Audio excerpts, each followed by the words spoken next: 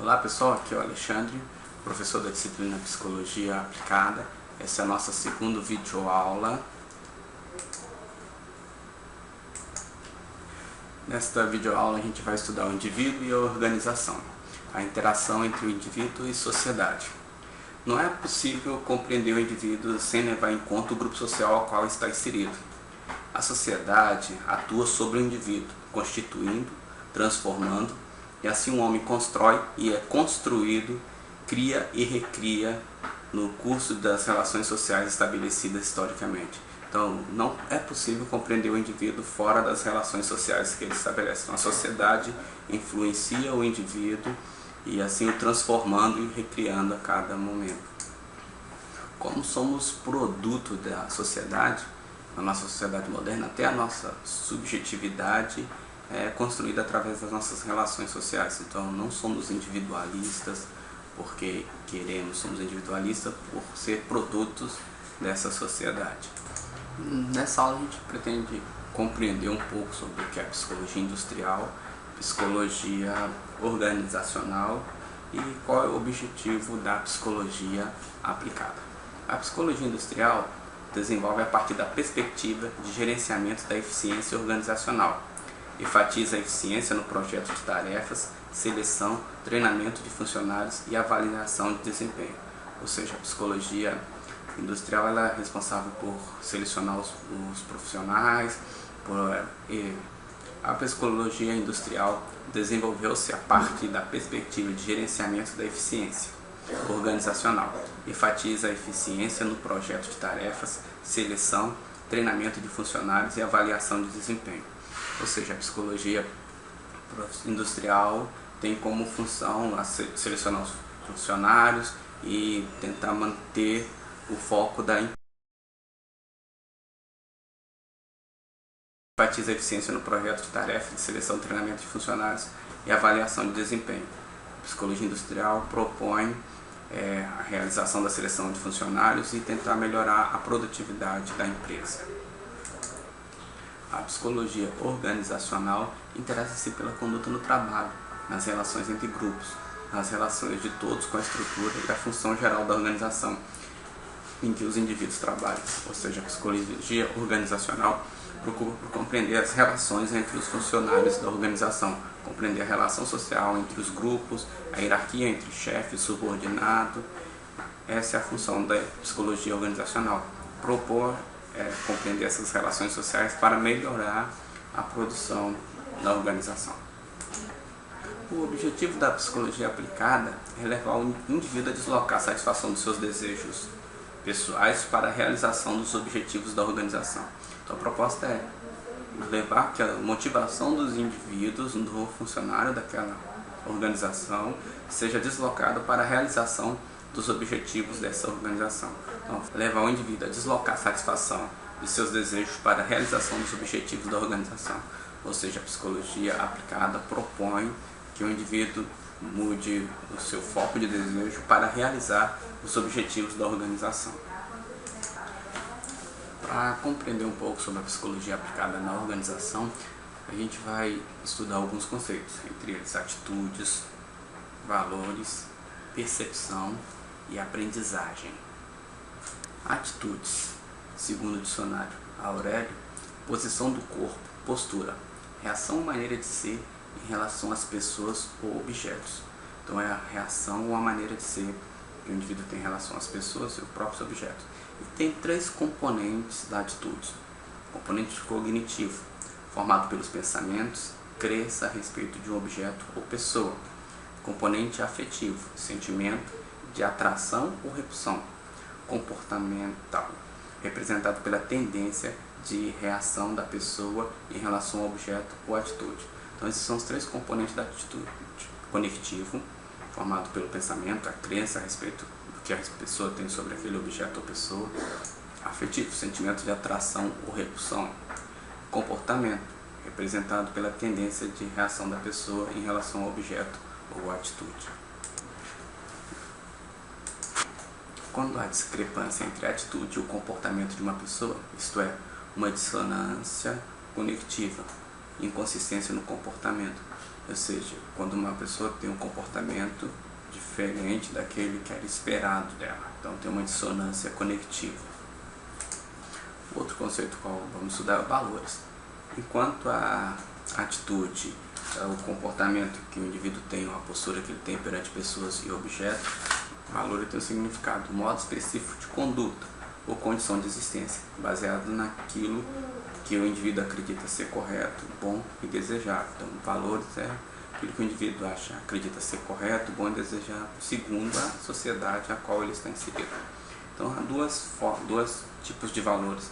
Os valores terminais, que são ligados aos desejos, uma vida confortável, uma vida emocionante, harmonia interior, reconhecimento social. E os valores instrumentais, os meios para alcançar os valores terminais, a ambição, mente aberta e ativa, ousadia e criatividade, cortesias e boas maneiras. Então os valores podem ser divididos nessas duas categorias, terminais, desejos, valores instrumentais, meios. Outro conceito é a percepção, processo pelo qual os indivíduos organizam e interpretam suas impressões sensoriais, com a finalidade de dar sentido ao ambiente, ao que vive. Então, percepção é a interpretação que os indivíduos dão às impressões sensoriais, e ela faz, com essa função, tentar dar sentido ao ambiente que vive. O comportamento se baseia na percepção e não na realidade propriamente dita. O comportamento baseia-se na percepção e não na realidade.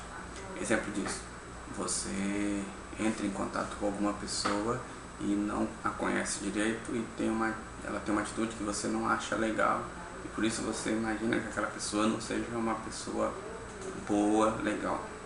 Depois, conhecendo aquela pessoa, você percebe o contrário, que ela é uma pessoa legal. Então, muitas vezes a percepção é só uma análise que fazemos sem ser a realidade propriamente dita. Aprendizagem. Enquanto seres humanos, estamos sempre abertos a aprender. A aprendizagem é qualquer mudança relativamente permanente no comportamento, resultado de um novo conhecimento. Então é toda nova forma de conhecimento que temos que resulta na mudança de comportamento. E toda aprendizagem, quando ela é favorável, o nosso comportamento tende a ser repetido, através de elogios, de gestos de gratidão. Quando é criticado, o nosso comportamento é criticado, tende a não ser. Quando o comportamento é criticado, tende a não ser repetido. Então, a aprendizagem é a mudança de comportamento. Quando esse comportamento é favorável, ele tende a ser repetido através de elogios, a gente repete o comportamento. Quando ele é criticado, a gente costuma não repetir. Então, recapitulando, a aprendizagem é qualquer mudança relativamente permanente no comportamento, resultado de um novo aprendizado. Agora, pessoal, a gente vai ver um pouco sobre as teorias da motivação. Um dos maiores desafios nas organizações, na empresa, é a motivação, manter os seus funcionários motivados. Então, qual é o conceito de motivação?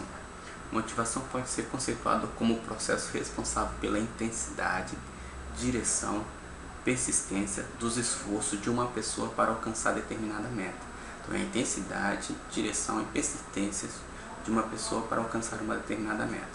Intensidade é quanto de esforço a pessoa despende para alcançar aquela meta.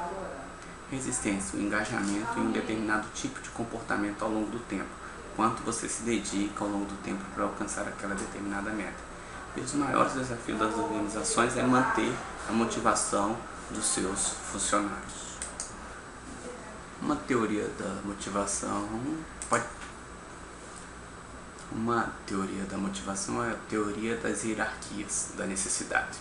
Então, segundo essa teoria, a primeira hierarquia da necessidade é a fisiológica.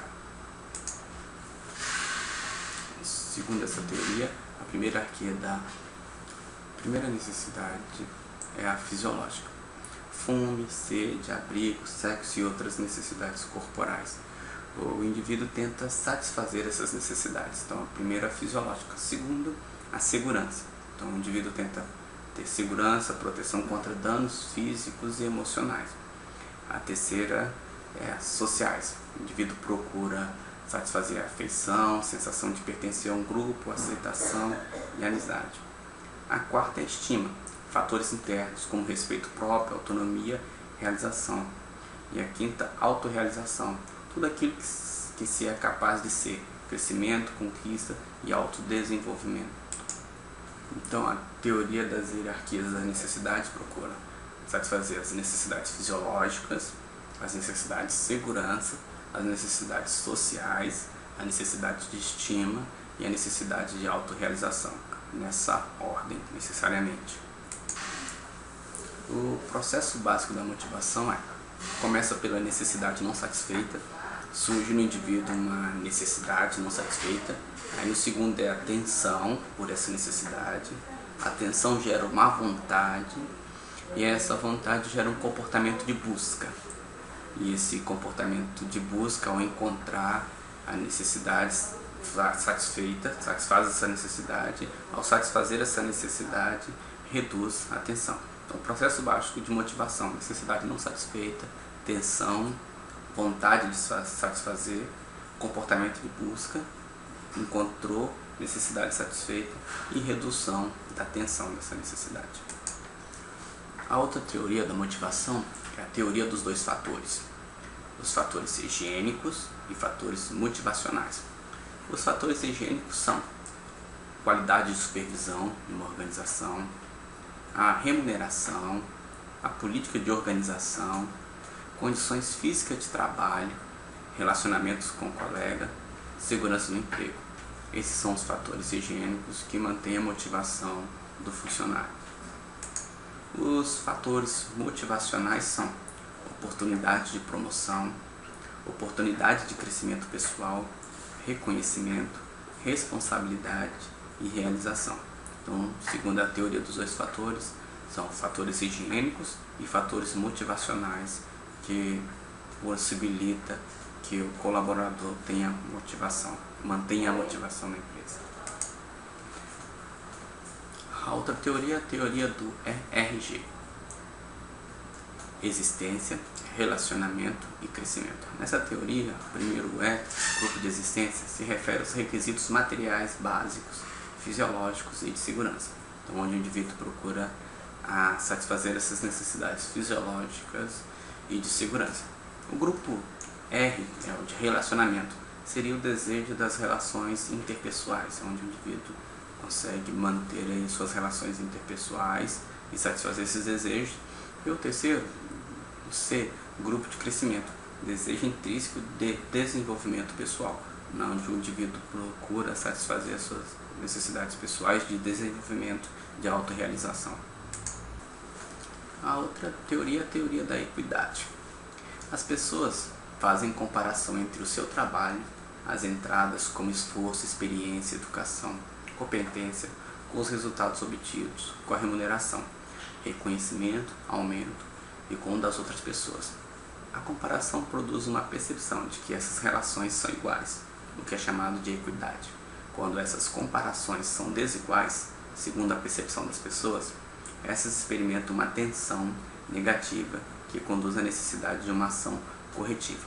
Então, a teoria da equidade, os indivíduos comparam a forma como eles são tratados, o reconhecimento que dão a eles com o reconhecimento de outras pessoas. Se fazem a mesma função, têm a mesma competência, o mesmo esforço e têm um tratamento diferente, esse é quando fazem a mesma função, o mesmo nível de educação e têm uma remuneração diferente, essas são comparações desiguais. Quando têm a mesma educação, a mesma experiência, a mesma competência e essa comparação é igual, é chamado de equidade. Então, a teoria da equidade propõe que numa organização os colaboradores tenham.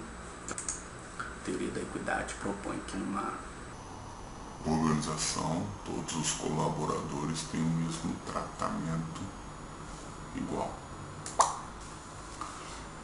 Então, nós analisamos algumas teorias da motivação e a teoria da motivação propõe analisar, compreender o que possibilita que aumente a motivação dos colaboradores em uma empresa para melhorar o resultado dessa.